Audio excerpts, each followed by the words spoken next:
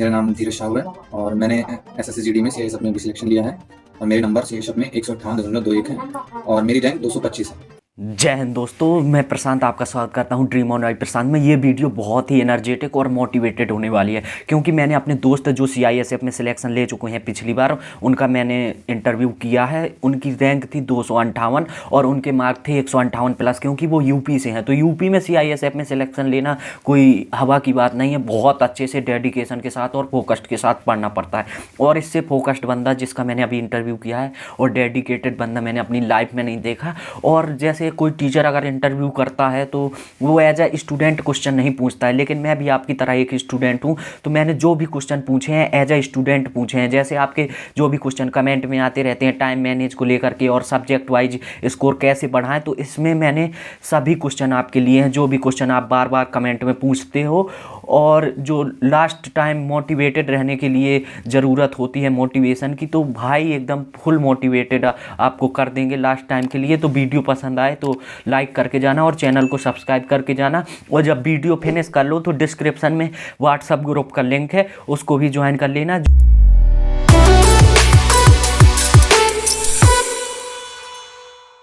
जय हिंद दोस्तों, सबसे पहले आपको बता दूं कि भाई सीआईएसएफ सिलेक्टेड है। तो भाई अपने बारे में बताओ धीरज भाई थोड़ा। मेरा नाम धीरज शाहू है और मैंने एसएससी में सीआईएसएफ में भी सिलेक्शन लिया है और मेरे नंबर सीआईएसएफ में 158.21 है और मेरी रैंक 225 है। तो आपका जो एसएसएफ का है वो कितने नंबर से रह गया? मतलब एसएसएफ मेरा अप्रॉक्स 0.8 मार्क्स से रह गया। अच्छा, और इसके एसएससी जीडी के पहले भी आपने बहुत से एग्जाम निकाले, वो भी बता दो थोड़ा। हाँ, मैंने एसएससी के पहले कई सारे एग्ज़ाम्स दिए थे। 2021 में मैंने पहला एसएससी का एग्ज़ाम दिया था जिसमें मेरे काफ़ी अच्छे मार्क्स थे, 78 के अप्रॉक्स मार्क्स थे। फिर 2022 में मैंने एसएससी और एसएससी सीजीएल दोनों एग्ज़ाम क्लियर किए थे। एसएससी सीजीएल का प्री और एसएससी का एग्ज़ाम क्लियर किया था 148 मार्क्स के साथ। फिर ऐसे ही कंटिन्यू चलता रहा और Delhi police, head constable ministerial, Delhi police और फिर से एसएससी और सीएचएसएल प्री और सीजीएल प्री, सीपीओ प्री 2 बार कंटिन्यू क्लियर किया है। अच्छा, जो आपका जो सबसे पहला एग्जाम था वो कब निकला था? मेरा सबसे पहला एग्ज़ाम 2021 में निकला। कितना समय हो गया था तब आपको तैयारी करते करते? अप्रॉक्स 6 मंथ ही हुए थे मुझे तैयारी करते हुए जब मैंने 2021 में अपना पहला एग्ज़ाम निकाला। और जीडी का आपका पिछली बार फिजिकल रह गया था, पिछली बार भी अच्छा? हाँ, जीडी का मेरा पिछली बार फिजिकल रह गया था क्योंकि मेरे मार्क्स तो काफ़ी अच्छे थे बट फिजिकल क्वालिफाई नहीं कर पाया। और इस बार आपका सीजीएल का मेंस भी है? हाँ, इस बार मेरा सीजीएल का मेंस भी लगा है। 18 जनवरी को मेंस है मेरा। अच्छा, और ये आपका जीडी का कौन सा अटेम्प्ट था जो जीडी के लिए? ये जीडी का मेरा 3rd अटेम्प्ट था। अच्छा, और आपकी ज्वाइनिंग कब है? मेरी ज्वाइनिंग 22 जनवरी को। और आपके रॉ मार्क्स कितने थे जो सेक्शन वाइज बताइएगा? मतलब मेरे रॉ मार्क्स थे 150, सेक्शन वाइज 40, 40, 40 और 30। मतलब जीके में 30 थे, बाकी सभी सब्जेक्ट में 40 थे। 40 मार्क्स।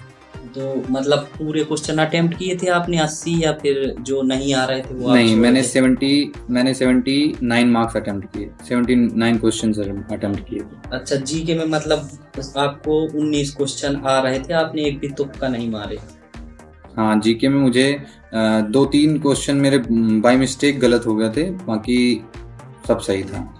अब जैसे लास्ट 20 डेज बचे हुए हैं, आज से 4 फरवरी को एग्जाम है, तो क्या लास्ट 20 डेज में जीके और मैथ को अच्छे से तैयार किया जा सकता है रिवीजन के द्वारा?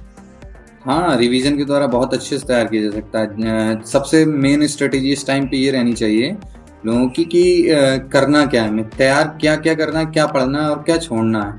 हिंदी में जैसे लोग सोचते हैं कि कम मार्क्स, किसी के 2 मार्क्स या 3 मार्क्स क्वेश्चन रह रहे होते हैं, उन क्वेश्चंस को सबसे पहले एक मॉक देकर एनालिसिस करें कि कौन सी चीज सेक्शन हमारा छूट रहा है। अगर पर्यायवाची छूट रहा है, पर्यायवाची तैयार कर लें। विलोम शब्द छूट रहा है, विलोम शब्द तैयार कर लें अच्छे से। इनको एनालिसिस करके ये तैयार कर लें। और जहाँ तक मैथ्स की बात रही, वो मॉक प्रैक्टिस करते रहें। जो भी वीक पॉइंट आ रहा हो, जो भी वीक सेक्शन रह रहा हो मैथ में, जैसे किसी का टाइम एंड डिस्टेंस वीक है, किसी का बोट एंड स्ट्रीम वीक है, तो उस पर्टिकुलर सेक्शन को तैयार कर लो, उस पर्टिकुलर टाइप को भी तैयार कर लो जो चीज़ नहीं आ रही है। और क्योंकि हमें जब मॉक देते हैं तो एनालिसिस में उसका सॉल्यूशन भी मिल जाता है। अगर सॉल्यूशन अच्छा ना लगे तो अपने किसी भाई से पूछ कर या किसी कॉन्टैक्ट वाले से पूछ कर उसका सॉल्यूशन, बेस्ट सॉल्यूशन, या किसी टीचर से पूछ कर बेस्ट सॉल्यूशन निकाल के उसको तैयार कर लो। और लगभग जितना आप प्रीवियस ईयर तैयार कर लोगे उन्हीं में से आपको SSCGD के एग्जाम में देखने को मिल जाएगा। ज़्यादा कुछ नया देखने को नहीं मिलेगा उसमें।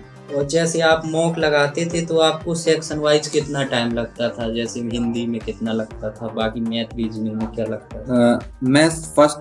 मैं तो यही कहूँगा, सबसे पहले मैं अटेम्प्ट करता था हिंदी, अच्छा। फिर अटेम्प्ट करता था रीजनिंग, फिर GS, लास्ट में जाता था मैथ के लिए। क्योंकि लास्ट में मैंने तो काफ़ी स्पीड गेन कर ली थी, जिससे कि मेरे पास लगभग लास्ट में 30 या 35 मिनट्स बच जाते थे केवल मैथ्स के लिए।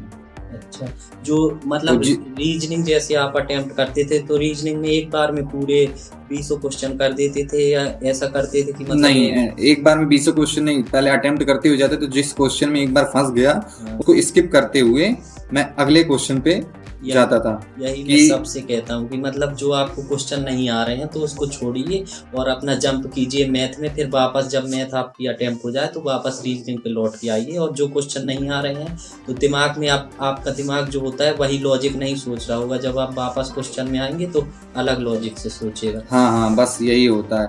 क्योंकि हो सकता है एक टाइम पे हम फंस जाएं, लेकिन जब दोबारा हम उसी क्वेश्चन पे आएंगे तो हो सकता है सडनली वो बन जाए। ऐसा नहीं है कि वो टफ हो, जरूरी नहीं टफ हो, लेकिन कभी कभी ऐसा होता है कि हमारा कोई पॉइंट छूट रहा होता है उस टाइम पे। लेकिन जब दोबारा एक बार में पूरा पेपर अटेम्प्ट करने का मीन्स ये है कि एक बार पहले अटेम्प्ट कर लो, जो क्वेश्चन नहीं बन रहे हैं उनको छोड़ दो, फिर दोबारा अटेम्प्ट करो, फिर उनको देखो। इस तरीके से करते हुए सारे सेक्शन को अच्छे से करो। मतलब आप जैसे हिंदी में भी एक दो क्वेश्चन जो नहीं आ रहे हैं वो भी छोड़ देते हैं, जो हिंदी? हाँ, हिंदी में भी मैंने यही किया था। एक क्वेश्चन नहीं बन रहा था, मैंने स्किप किया था। मतलब पर्यायवाची थी कोई, मुझे रिकॉल ही नहीं हो रही थी मेरी, तो मैंने सोचा कि बाद में करूँगा। जैसे ही मैंने दोबारा देखा तो मुझे सडनली याद आया कि इसका ये था, मैंने उसको अटेम्प्ट कर लिया था। अच्छा, तो आपकी ज्वाइनिंग कब है? मेरी ज्वाइनिंग 22 जनवरी की। तो आपका जो अभी आपने बताया कि मतलब जैसे मॉक को अटेम्प्ट करना है तो ओवरऑल आपका टाइम क्या रहता था? जैसे सेक्शन वाइज रीजनिंग मैथ के लिए आपका मतलब ओवरऑल टाइम क्या होना चाहिए जो बहुत अच्छा है? जैसे मैथ के लिए मुझे लगता है कि आपके 25-26 मिनट सही है और रीजनिंग के लिए आपके 18-19 मिनट हो तो सही है ना? आप अपना रीजनिंग के लिए 15 to 16 मिनट रखिए, क्योंकि 20 क्वेश्चंस ही अटेम्प्ट करने हैं हमें। और क्योंकि उसमें ज़्यादा टफनेस नहीं रहती है उस SSCGD के लेवल में, तो 15 to 16 मिनट रखेंगे अगर आप, तो जो 25 मिनट मैथ में बच रहे हैं वो 30 मिनट्स हमारे हो जाएंगे। जिससे मैथ में काफ़ी लोग को टाइम लगता है तो वो टाइम मैनेज हो जाएगा हमारा। ऐसे ही हिंदी को करें, जिससे कि हिंदी को इतनी फास्ट वे में अटेम्प्ट करें कि पढ़ें एकदम सही से, एक बार में पढ़ के ही वो करेक्ट हो जाए। जैसे आपका जो मतलब टाइम यहाँ पे मॉक लगाते वक्त आता था घर पे, तो वही टाइम आपका वहाँ पे पेपर सेंटर पे भी आया था? हाँ, वहाँ पर भी यही होता है। जहाँ पे मैंने काफ़ी मॉक दे डाले थे, मॉक देते हुए मेरा टाइम काफ़ी मैनेज होने लगा था, तो वहाँ पर और अच्छी टाइमिंग मेरी हो गई थी। यहाँ पर तो कभी 10 मिनट बचते थे, कभी 5 मिनट बचते थे लास्ट के लिए, लेकिन वहाँ पर मेरे 15 to 20 मिनट के आसपास बचे थे, 18 मिनट समथिंग बचे थे। आपने ओवरऑल कितने मॉक दिए होंगे SSCGD के लिए पिछली बार? मैंने पर्टिकुलर SSCGD के लिए तो ज़्यादा मॉक्स नहीं दिए थे, क्योंकि मेरा मेन फोकस CGL पे था, तो मैंने उसके मॉक्स देता था।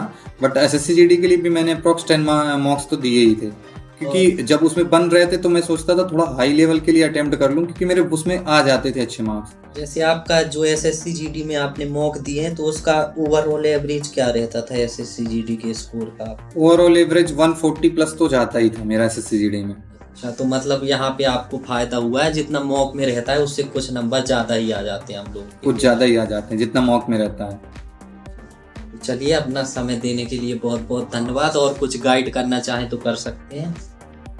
बस एक ही रहेगी कि ज़्यादा से ज़्यादा रिवाइज करो, और जीके के लिए लास्ट ईयर में जितना भी जीके का प्रीवियस ईयर GD में आया था उन सब क्वेश्चन को एक साथ समराइज दिए रहते हैं, काफ़ी टीचर्स ने दिए हैं। उन समराइज क्वेश्चंस को एक बार रिकॉल कर लो, केवल करंट अफेयर्स को छोड़ के बाकी सारी चीज़ें रिकॉल करते हुए चलो। जितना प्रीवियस ईयर पढ़ लोगे उतना ही ज़्यादा बेटर वहाँ पर रिस्पॉन्स होगा तुम्हारे रिजल्ट का। ठीक है भाई, बहुत बहुत धन्यवाद। अगर अगली बार आपको समय मिला वर्दी के साथ वीडियो बनेगा। जय हिंद। जी बिल्कुल, धन्यवाद। जय हिंद बोल दीजिए और बोल दीजिए जय हिंद। लाइक सब्सक्राइब कर दें सब लोग। लाइक, सब्सक्राइब एंड शेयर कर दो भाई।